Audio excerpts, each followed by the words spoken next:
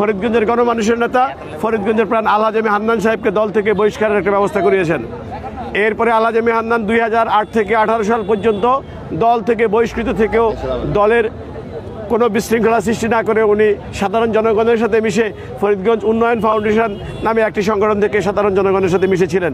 যে এই ফরিদগঞ্জ উপজেলার বিএনপি থেকে যে প্রাথমিক মনোনয়নে যে চূড়ান্ত যে ব্যক্তি মনোনয়ন দেওয়া হয়েছিল, এই খবরটি ফরিদগঞ্জের মাটিতে আসার পর থেকে এই ফরিদগঞ্জের যে সাধারণ মানুষ এবং ফরিদগঞ্জের উপজেলা বিএনপি এবং সকল পর্যায়ে সকল অঙ্গ সহযোগী সংগঠন আসলে খুব বেশি ব্যথিত হয়েছেন, কষ্ট পেয়েছেন।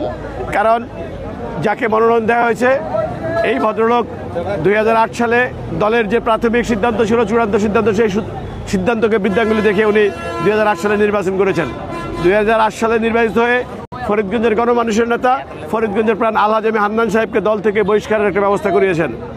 এরপরে আলহাজ এম এ হান্নান 2008 থেকে 18 সাল পর্যন্ত দল থেকে বহিষ্কৃত থেকেও দলের কোনো বিশৃঙ্খলা সৃষ্টি না করে উনি সাধারণ জনগণের সাথে মিশে ফরিদগঞ্জ উন্নয়ন ফাউন্ডেশন নামে একটি সংগঠন থেকে সাধারণ জনগণের সাথে মিশেছিলেন। 2018 সালে বাংলাদেশ জাতীয়তাবাদী দল পুনরায় তার জনমত জরিপের উপরে ভিত্তি করে যার জনপ্রিয়তা দেখে বাংলাদেশ জাতীয়তাবাদী দল পুনরায় ওনাকে মনোনয়নে মনোনীত করেন। কিন্তু দুর্ভাগ্যের বিষয় হলো সত্যি 2018 সালে একই কায়দায় একই ব্যক্তি ওনাকে নির্বাচন করতে দেননি। প্রিয় সাংবাদিক ভাইরা, এরপরে 2019 সালে সম্মেলনের মাধ্যমে যেই কমিটি হয় সেই কমিটিতে যেই ভদ্রলোককে এখন প্রাথমিক মনোনয়নে মনোনীত করা হয়েছে উনি কিন্তু দলের 1 নম্বর সদস্য ছিলেন। কিন্তু দুর্ভাগ্যের বিষয় এই ভদ্রলোক সেই কমিটিতেও উনি ওনার দায়িত্ব পালন করেননি। অসাংগঠনিকভাবে উনি প্যারালাল আরেকটি উপজেলা কমিটি দিয়ে বিভিন্ন ইউনিয়ন কমিটি দিয়ে উনি কিন্তু সংগঠন বিরোধী কাজ করেছেন।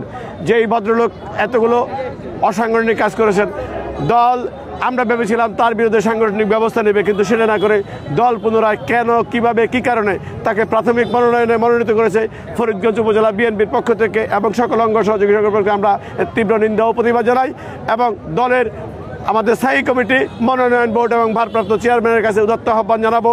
আমাদের এই বক্তব্যগুলো যদি সত্যি হয়, যদি অসাংগঠনিক কার্যক্রম করলে কেউ যদি ধিকৃত না হয়ে পুরস্কৃত হন, তাহলে আগামী দিনে অনেকেই হয়তো সংগঠন বিরোধী কাজ করার সুযোগ পাবে।